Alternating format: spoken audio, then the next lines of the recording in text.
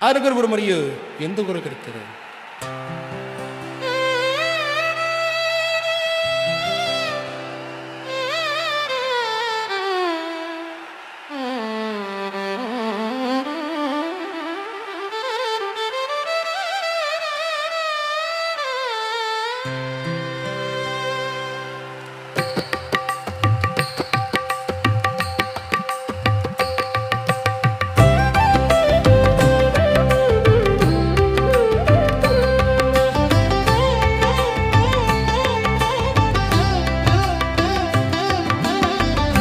அழகர் கோயில் யானை தன்னன்னை தேடி வந்தது. கலகலவென்ற ஓசையுடன் காட்டுக்குள்ளே வந்தது. பளபளவென்று பட்டுச் சேலை முதுகினில் போட்டு வந்தது. பார்க்கின்ற காட்டு விலங்குகளோ பயந்திட கண்டு மகிழ்ந்தது.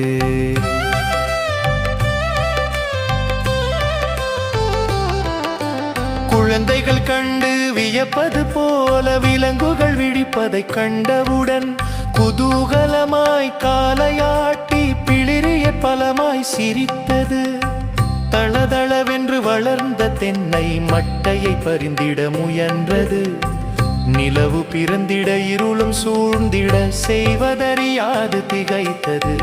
பளபளவென்று பட்டுச் சேலை முதுகினில் போட்டு வந்தது. பார்க்கின்ற காட்டு விலங்குகளோ பயந்திடர் கண்டு மகிழ்ந்தது.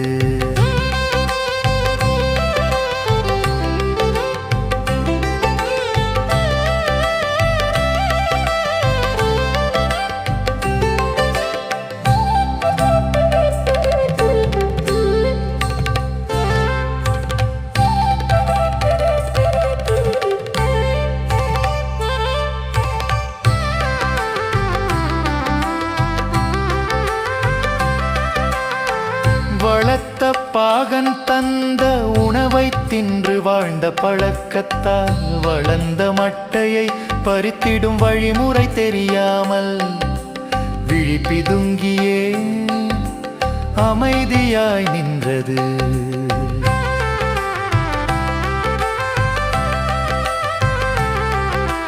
மலையிலிருந்து இறங்கி வரும் தன் அண்ணனை கண்டு மகிழ்ந்தது. மடியில் அண்ணன் கொண்டு வந்த கரும்பால் பசியை தீர்த்தது.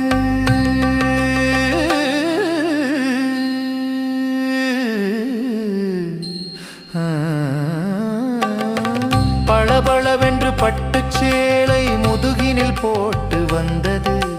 பார்க்கின்ற காட்டு விலங்குகளோ பயந்திட கண்டு மகிழ்ந்தது.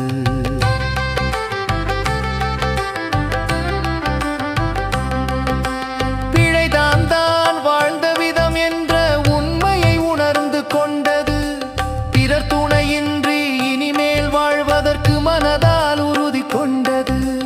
நலமுடன் நாமும் காலமெல்லாம் நம் தேவையை பூர்த்தி செய்வதற்கு அழகர் யானையின் சிந்தனையே நல்விளைவினை நமக்கும்